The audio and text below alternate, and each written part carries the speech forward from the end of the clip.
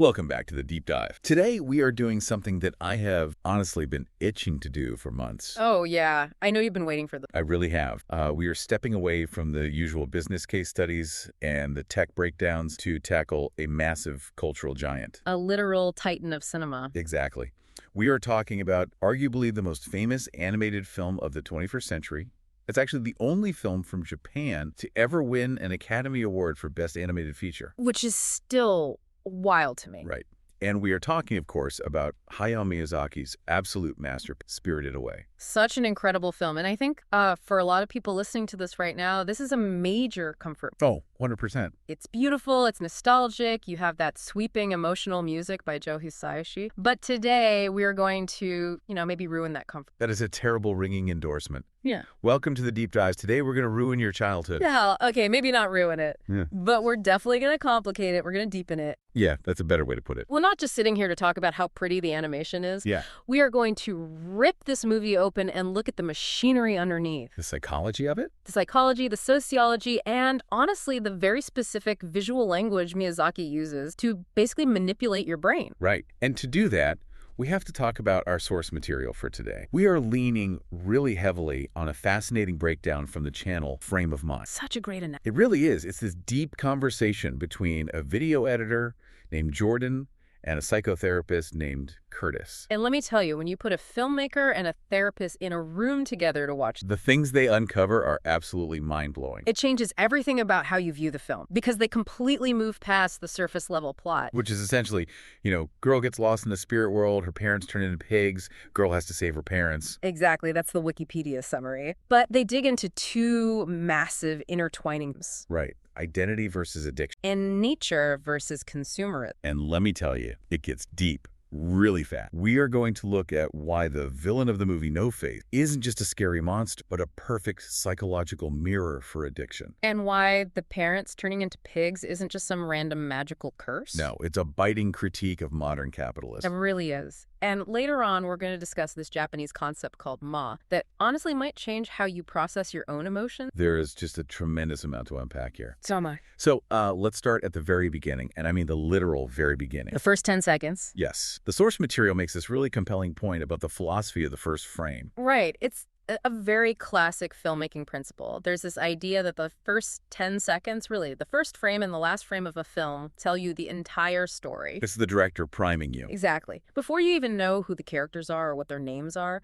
the director's telling you what the entire movie is fun. So let's visualize this for you, the listener, in case you haven't seen the movie in a while. Good idea. The screen is black, then we cut to a close-up. What are we seeing? We see a bouquet of flowers, specifically pink, and we see a little card stuck inside them. And then we see the protagonist, Chihiro, she's 10 years old, sitting in the back of a car. But Jordan and Curtis point out something very specific about those flowers. They do. Chihiro is clutching this bouquet. I mean, she has a death grip on them. But here's the catch. The flowers are dying. They are dying. They are starting to wilt. And her mom actually comments on this almost immediately. She turns around from the front seat and says, Chihiro, don't hold them like that. They'll wilt. Exactly. Now, on a purely surface level, this is just a mom giving regular instructions to her kid. Sure. But psychologically, this is the very first metaphor of the entire film. The flowers represent the past. Because Chihiro is moving.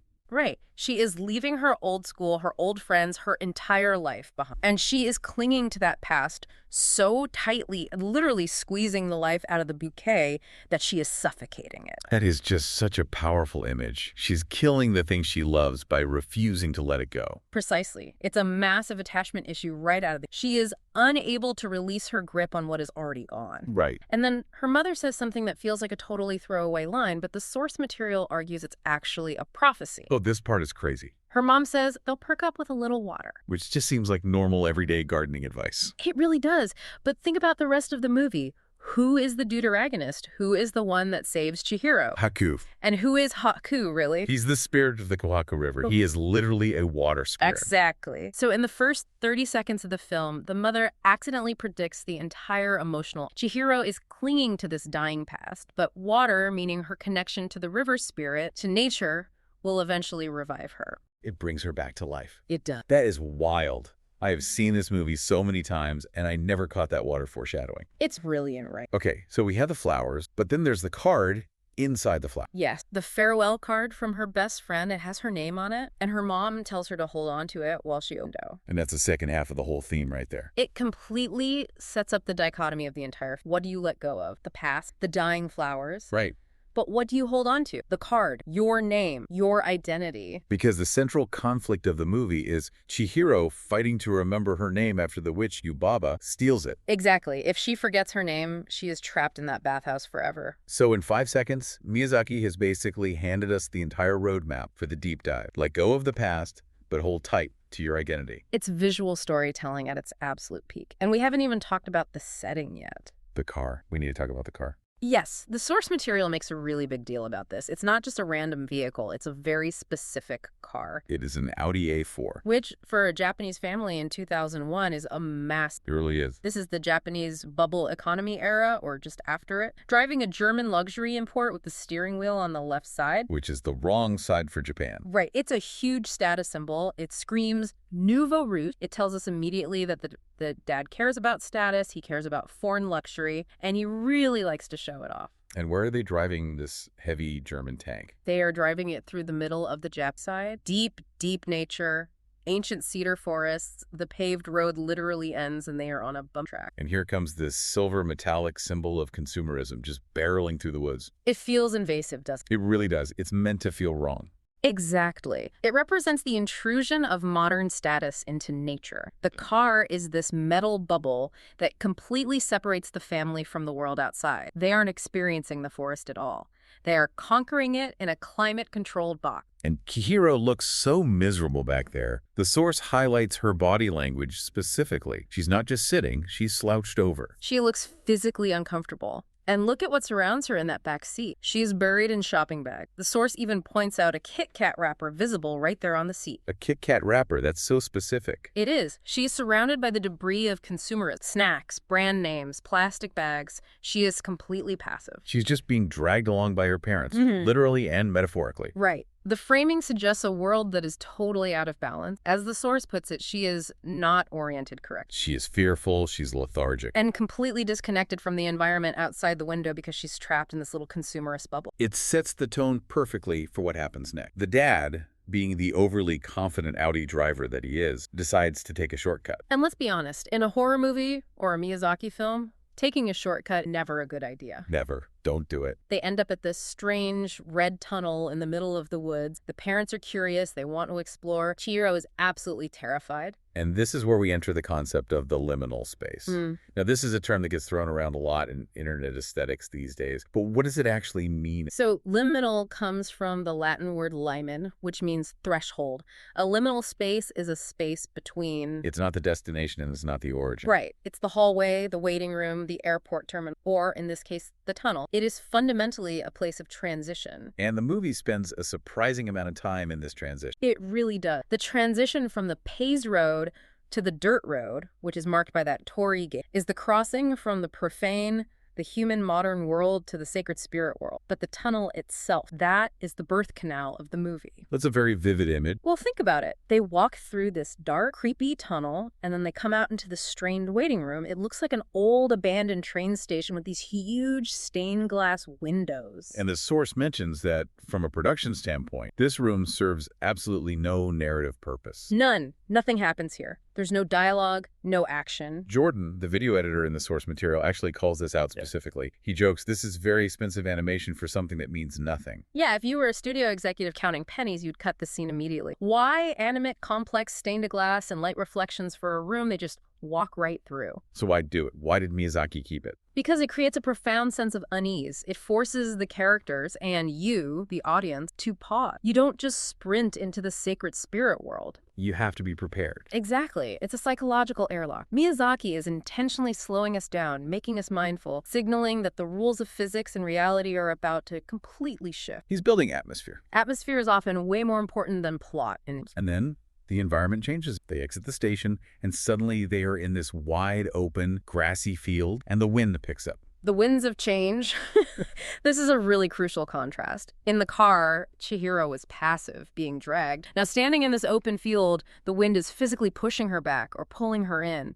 The environment itself is becoming an active participant. She's struggling against it. She is. She is being forced to become an active agent in her own life, whether she wants to or not. The world is finally waking up around. But her parent, they're just barreling forward. They smell food. And this brings us to one of the most famous and, frankly, most disturbing scenes in the whole movie. Yeah. The pig transformation. This is a massive pivotal moment. And before we get to the actual pigs, we have to talk about the parent, because the source material brings up a fascinating point about the difference between the English dub and the original Japanese audio. Oh, I love Yeah. I grew up watching the English dub, so that's the voice cast I knew. And honestly, the parents just seemed a bit clueless, maybe a bit goofy and stubborn. But apparently, in Japanese, it's a totally different vibe. It is very different. The source argues that in the original Japanese version, the parents are much colder. They're almost Neglectful how? Like, what's the difference? Well, consider the scene where they're walking down that empty street to the restaurant. Chihiro is clearly terrified. She's literally clinging to her mom's arm. In the English dub, the mom says something to the effect of, "Don't be scared, Chihiro, it's okay." It's softened. Right. In the Japanese version, the mom is totally dismissed. She basically acknowledges the fear entirely or tells her to stop making a fuss and clinging to her. Wow, that is harsh. It is. But the source argues that the Japanese version is actually superior because it sets up the theme much more effective. These people are Disconnected from nature. disconnected from the spiritual world around them, and most importantly, disconnected from their own child. They are entirely self-absorbed. So when they turn into pig, it's not just a random wrong place, wrong time punishment. It's a reveal of who they really are inside. Exactly. The magic doesn't change them. It exposes them. It's consistent with their character. They find this unattended restaurant. There's nobody there, no host, no waiter, and they just sit down and start gorging them. And the dad says that line, I think it's in both versions, but the delivery really mattered. Don't worry, Daddy's got credit cards and cash. Yes, the credit card symbol. I want to pause on this because it's so important to the theme. Because it just sounds like a typical dad joke, right? Hey, I can pay for it. It sounds like a joke, but it's actually a complete world. It is the ultimate consumerist mantra. I can take whatever I want right now as long as I have the capital to pay for it. He assumes everything is for sale. He assumes that money is a universal permission slip. He doesn't look for a host to ask, and he doesn't offer a prayer or anything. He truly believes his credit card, his access to modern capital, gives him the absolute right to consume sacred spirit. He is treating a sacred realm like a convenience store. Right. And they eat, and the way Miyazaki animates it, it's gross. It is visceral. They are tearing at these massive chickens or whatever spirit birds they are slurping, making these awful animal noises. It is gluttony personified.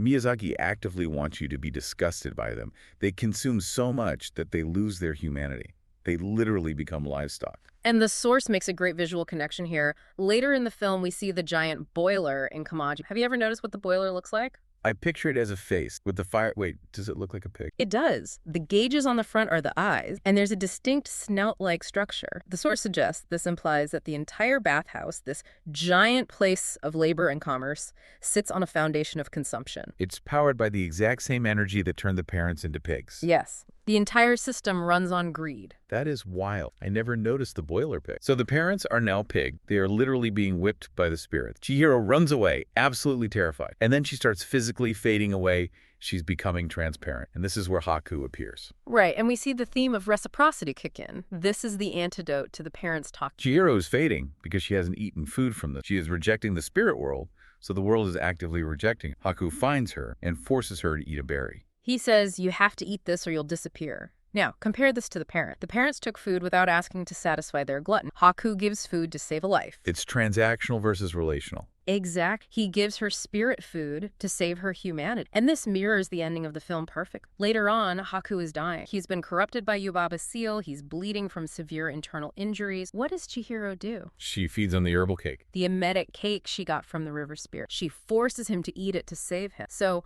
Haku feeds her to keep her grounded in reality, and she saves his. It's a complete circle. It's true symbiosis. Humanity needs nature, the spirit food, to exist, and nature needs humanity, Chihiro's medicine, care for it. It's a symbiotic, completely unlike the parasitic relationship parents had with that. Okay, speaking of parasitic relationships, well, let's talk about the character who I think scares the living daylights out of most kids, but is also somehow incredibly sympathetic. No face. No face. The source material calls him a foil for Chihiro. Let me unpack that term for a second. Sure. In literature, a foil is a character who contrasts with the protagonist to highlight their quality. Think of Draco Malfoy to Harry Potter. Chihiro is all about it. Her entire journey fighting to keep her name, to remember exactly who she is. No Face is the direct opposite. He literally has no face. He has no name. He has no voice of his own. He has no face, just that blank white mask. He is a blank slate. He is an absolute void. So if he's a void, how does he act? What drives? He reflects his environment. We call this the sponge effect. Think about when we first see him. He's standing on the bridge, totally silent. He's just watching. Then he manages to enter the bathhouse, and he observes the frog spirit. And the frog is incredibly greedy. The frog is obsessed with gold. Exactly. The frog desperately wants gold. So what does No Face do? He eats the frog, and instantly he sprites legs, he grows a voice, and what is that voice like? It's the frog's voice. And he becomes greedy just like the frog.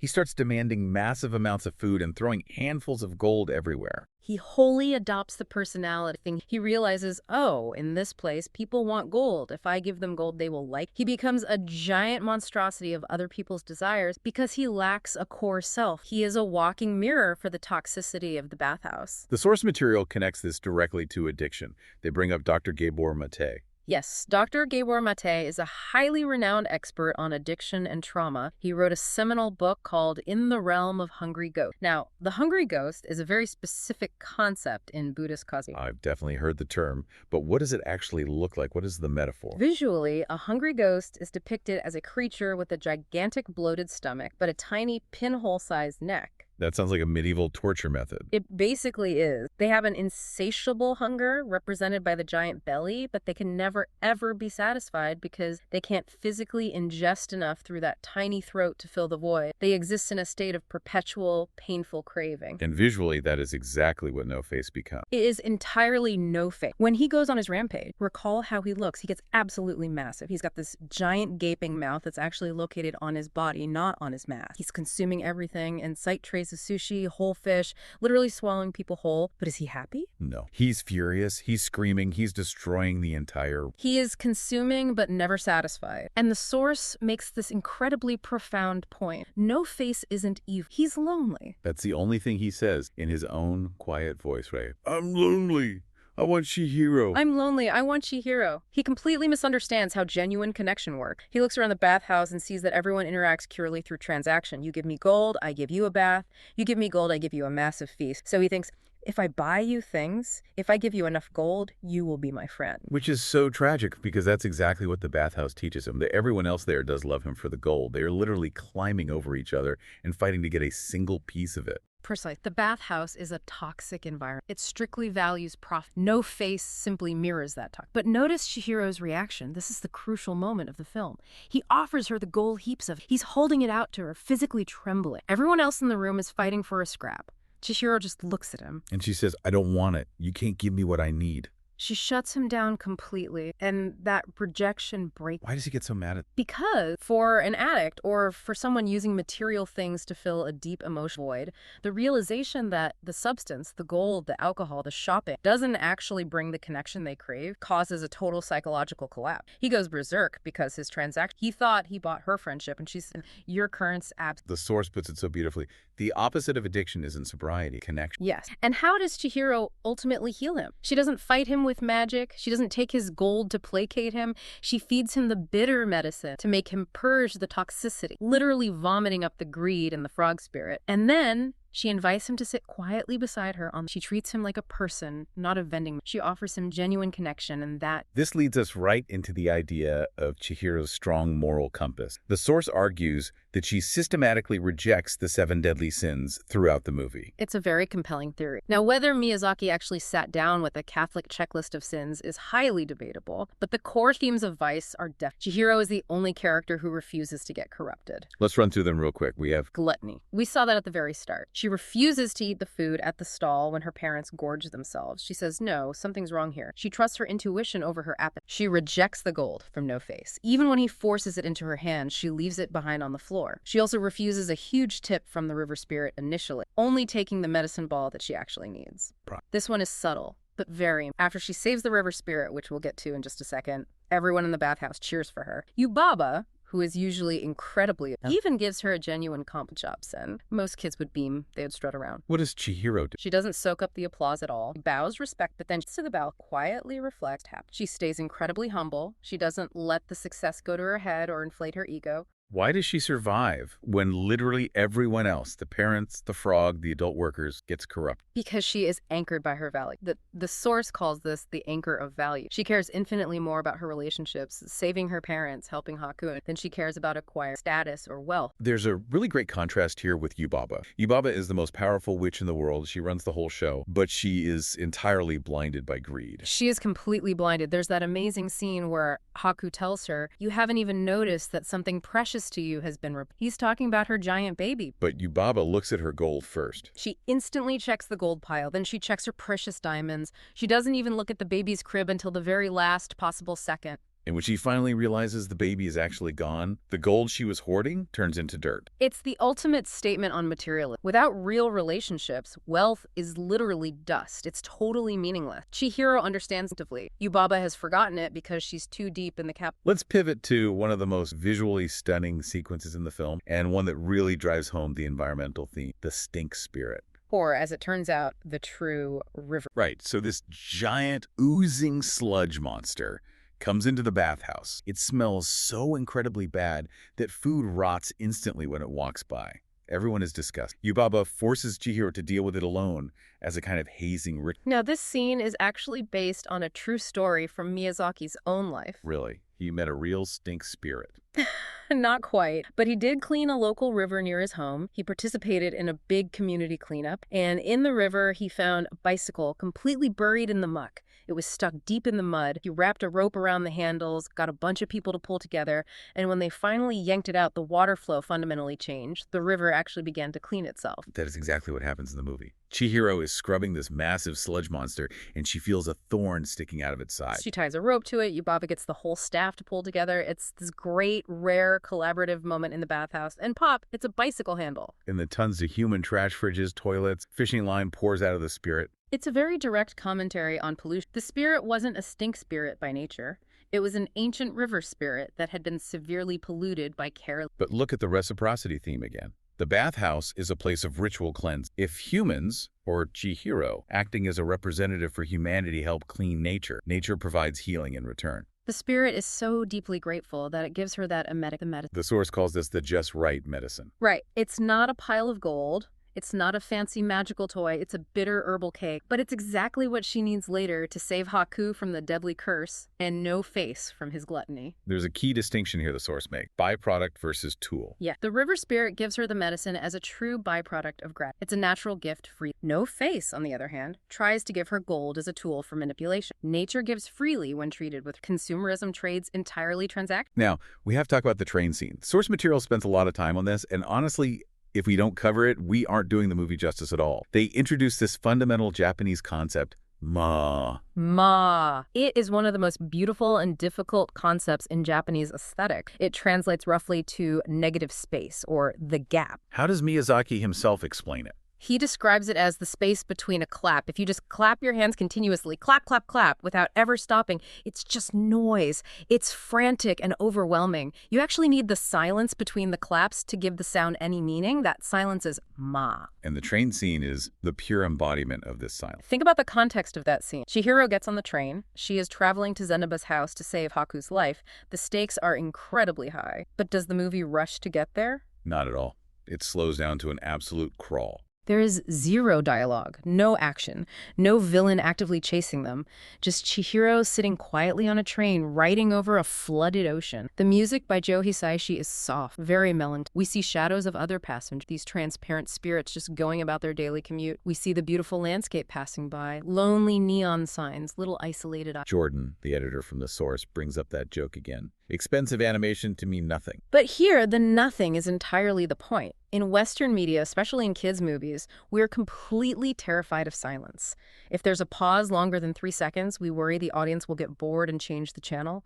We frantically fill it with a joke or an explosion or some heavy exposition explaining the plot. But Miyazaki completely trusts the audience. He does. And psychologically, this train scene is vital. It is a dedicated emotional processing break. Think about what Chihiro has just been through in the last 2 days. She lost her parents. She almost faded from existence. She fought a massive stink spirit. And she just dealt with a rampaging, murderous She is severely traumatized and physically exhausted. She needs a minute to breathe. She needs way more than a minute. She needs a deep transit. This train ride is the bridge. It allows her and us, the audience, to actually transition from the frantic chaos of the bathhouse to the quiet calm of Zenobus. It validates the idea that feeling your feelings requires quiet. You can't deeply process trauma while you're running for your life. You process it quiet. It's basically a full mindfulness session built into a blockbuster movie. It truly is. And notice the distinct emotional. Before the train, she is always frantic, always rushing. After the train, when she finally arrives at Zenobuz, she is completely calm. She walks differently. She speaks differently. She has fundamentally grown up during that silent train ride. Let's talk about Zenobuz Swamp for a second, because after the sheer gold and opulence of Yubaba's bathhouse, this place feels totally different. It feels like a cozy cottagecore dream, rustic. It's very simple. It's just a little thatched roof cottage in the woods. They sit around a wooden table. They knit together. It's the Goldilocks effect. It's just right. It's not too much. And look at no face in this environment. This is the ultimate test of the environment dictates behavior theory. Absolutely.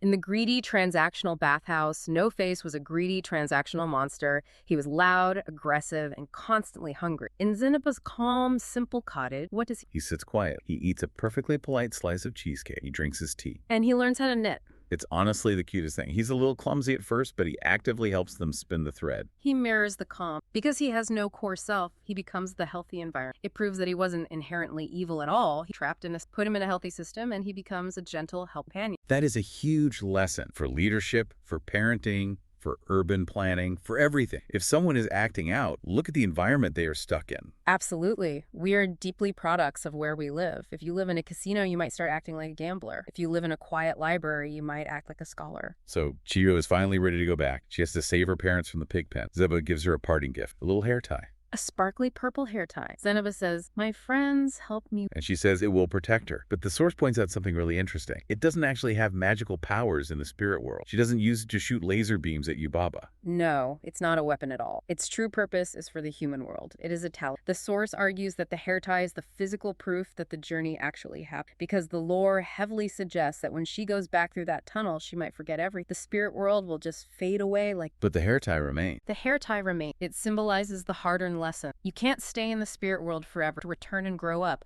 but you can take the woven threads of friendship, courage, and resilience back to the real world, the physical manifestation of her internal growth. And then comes the final task. She successfully frees her parents, who don't even remember being pigged, and they all walk back to the tunnel. And we get one last dub versus sub controversy to close us out today. The final scene. This is a really big... In the original Japanese version, the movie ends total silence. They exit the tunnel. They look at their Audi. The car is completely covered in dust and dead leaves, implying a significant amount of time has passed, maybe months. Which is super creepy in itself. It is. Chihiro looks back at the tunnel one last time, stares into the dark. Then she turns forward. Fade to black. The silence completely trusts the audience to fill in the blank. It says, she has grown up, saw the journey. We don't need to spell it out.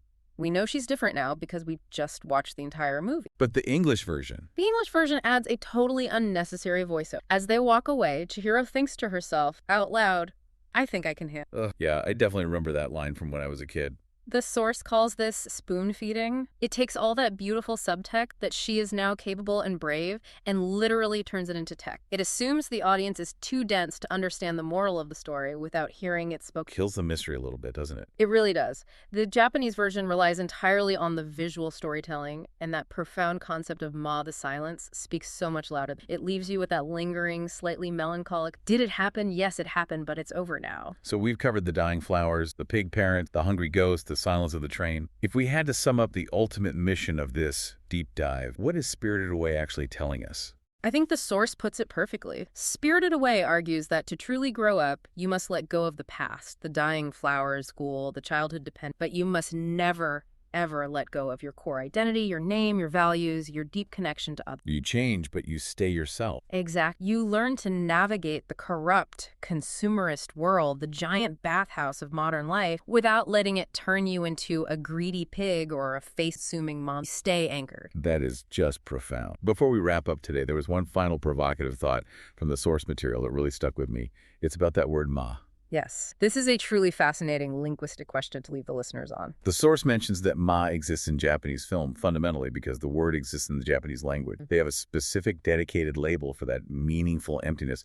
We don't really have a direct word for that in English. We don't. We have pause or silence, but those words feel like apps. They feel like something is missing. Ma is an active present. And the real question, if we lack the words for certain complex emotional states in our own language, are we actually unable to fully experience or understand? Does our limited vocabulary actively limit our emotional maturity? It's basically the Sapir-Whorf hypothesis. If we don't have a specific word for the silence required to process trauma, do we just treat it as boring quiet time and try to skip it entirely? It suggests that learning the language and the art of other cultures isn't just about simple communication. It's about expanding the actual range of feelings we are fully capable of understanding. Maybe we all need a little more ma in our lives. Yeah. A little more staring quietly out the train. I think we definitely do. Put down the phone, turn off the podcast, after the dive ends, of course, and just watch the landscape go by. Listeners, thank you so much for joining us on this journey through the spirit world. Go rewatch the movie this weekend.